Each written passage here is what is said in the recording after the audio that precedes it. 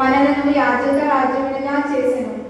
రెండవ పట్టణము దర్శన గ్రంథము 1వ అధ్యాయము 5-8 వచనములు.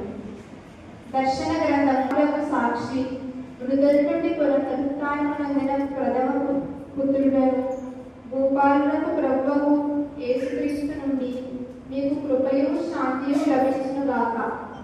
ఆయన మనలను ప్రేమించుచున్నాడు.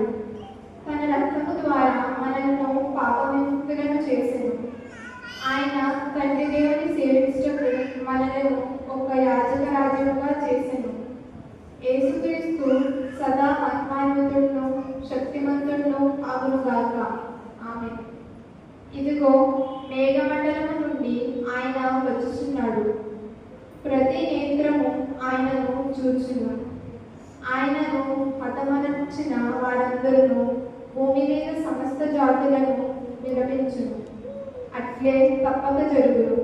ఆమేన్.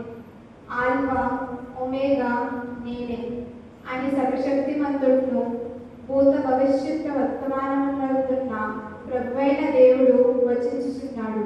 ఇది ప్రభువాక్కు.